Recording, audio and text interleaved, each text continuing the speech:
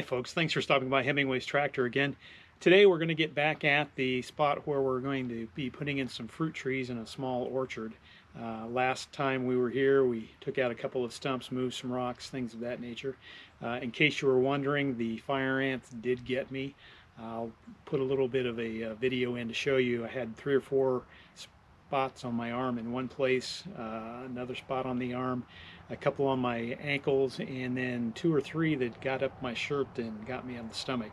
I'll just show you the ones on my arms though. No white fish belly action today. So what I'm going to do now is we need to get the last couple of big rocks that are sitting on the surface out of the way, and then we're going to try to take out that cedar stump from the live cedar that we cut down. I've got a little bit of concern about how close it is to the fence and whether or not we can get the stump grinder back there without actually impacting the fence. If that's the case, then we're probably going to have to leave that one where it's at. But let's see what we can get done today, and we'll try to get as much wrapped up as we can before we get the actual raised beds in and get the trees planted.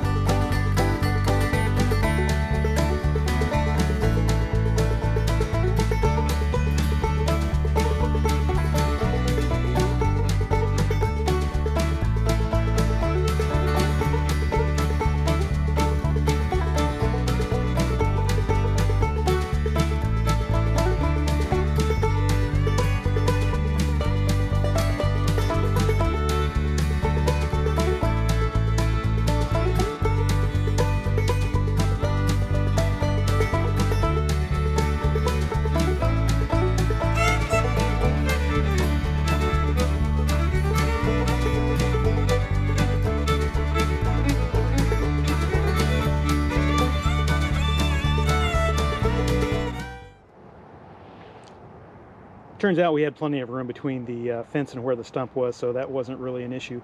What we're running into now is this is a very old live oak root. I'm guessing it's probably from the one that tree that we cut down, or maybe another one that was here at one point, but it's pretty hefty.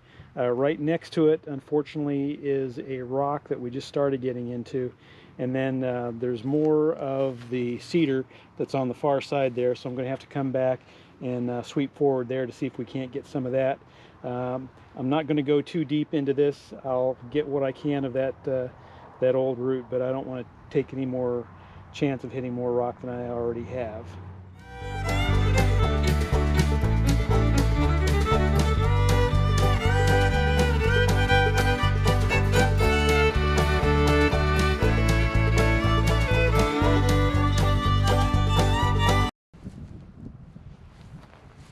Okay, too much rock in this area. I think I got enough of that out of there that's not going to come back, and the area around it's loosened up. If we put a raised bed here with the peach or nectarine tree, I think it'll have loosened up enough for that to be able to get its roots down into it.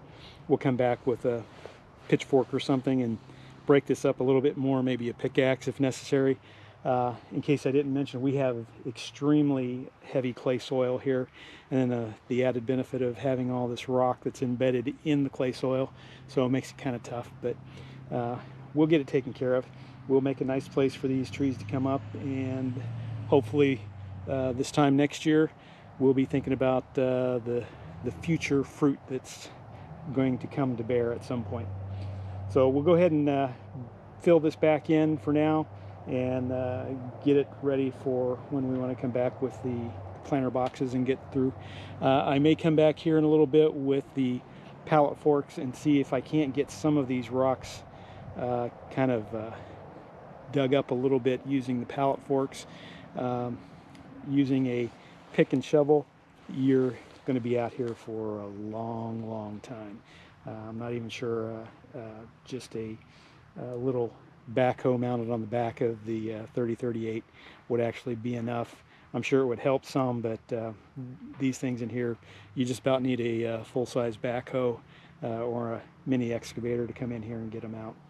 But we'll see what we can get done and keep moving forward.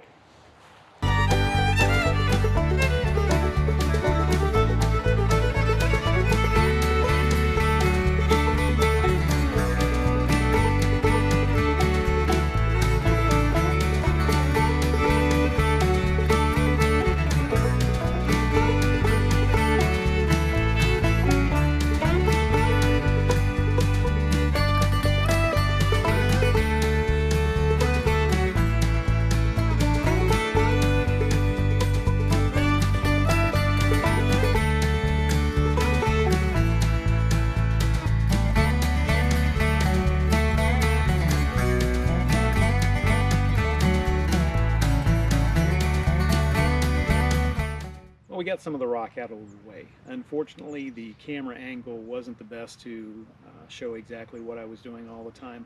I started out with the forks kind of flat to the ground, trying to catch the edge of the rock and kind of maybe pry them up a little bit that way.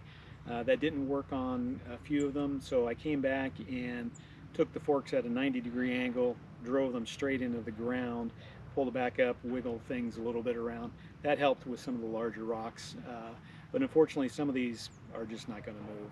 I'm going to have to get in here with a full-size excavator, I think, to get some of them out. But we got a lot of the bumps out of the road going into the back of the property, so that'll help things out. And we'll just come back in, fill these in with a little bit of dirt, throw some grass seed on them, and hopefully be able to mow over them this coming summer as well. We'll be back later to build the planter boxes and get the actual fruit trees put in. I hope you'll stop back by. It's supposed to be 84 degrees on Christmas Day, so we should be able to get out here and work, although it might be a little bit too warm at that point. If we don't see you before then, I'd like to wish you a very Merry Christmas, and thanks for stopping by Hemingway's Tractor. If you have the opportunity, please hit the subscribe and the like buttons. That'll be an additional Christmas present for me.